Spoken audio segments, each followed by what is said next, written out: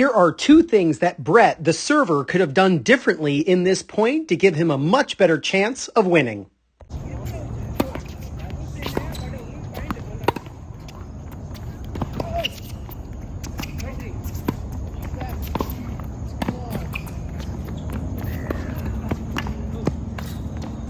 So I'm usually raving about all the stuff that Brett does here. So Brett, I'm going to give you some constructive criticism, and I know you're up for it, and you're going to absolutely be a better player because of it. All right.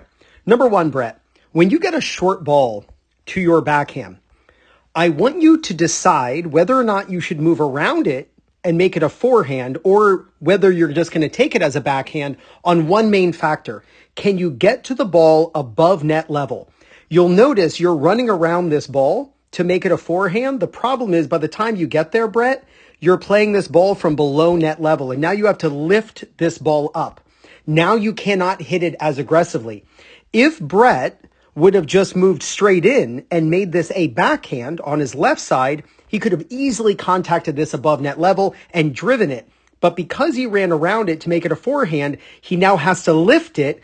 And by actually moving over here, Brett, especially because you're hitting it cross court, now you're out of position for Zach's next shot. If you notice, he's on the left side of the court, and I'm sorry, well, it's our right, it's his left, but you're on the wrong side of the court, right? You know that when you're at the net, you should be on the same side of the court as your opponent so you can bisect where they can hit the balls. So all of these factors kind of added up mean that you're just not in position for this next shot. So that's number one. If you're going to run around a backhand at a forehand when moving forward, you need to make sure you can get there and contact above net level so you can really just crush it and end the point either with a winner or forcing an error. But if you have to let it drop in order to do so, you're really just better off hitting the backhand.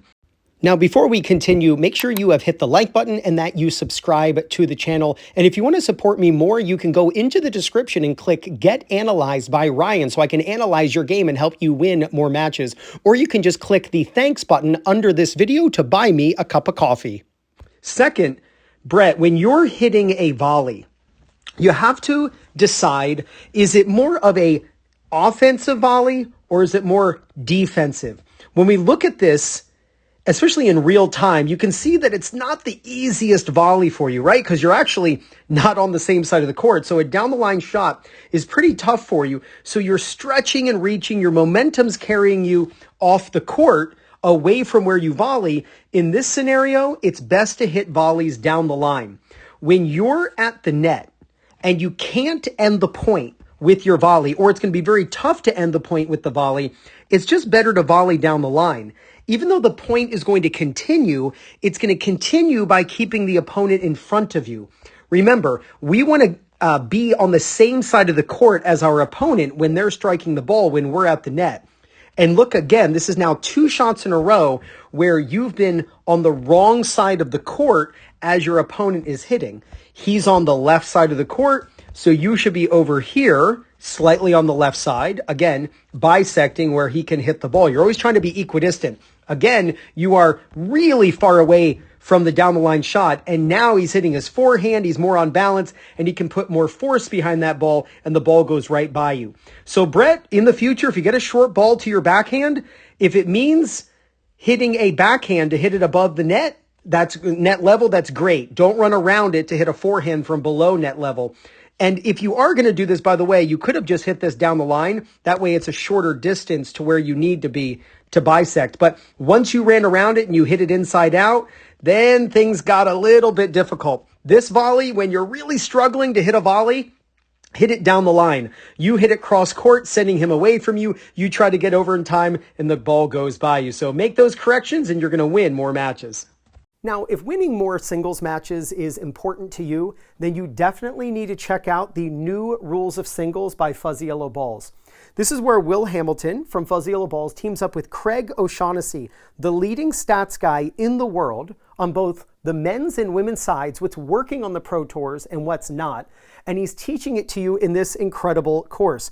What's really cool is every single tactic and strategy comes with a video. Here's Craig right here. This guy is an absolute genius when it comes to singles strategy on the tour and how you can copy it to start winning more matches. If this is the kind of instruction you crave to help you win more matches, then grab the Fuzzy Yellow Balls app. You can do so by clicking the button on the screen right now. So click right there to check out the Fuzzy Yellow Balls app so you can start winning more singles matches. Brett, you make these 2 corrections to your singles strategy and there's no doubt you're going to gain confidence, win more matches, and play much better tennis. This is Ryan Reedy from 2minutetennis.net. Brett, you got this.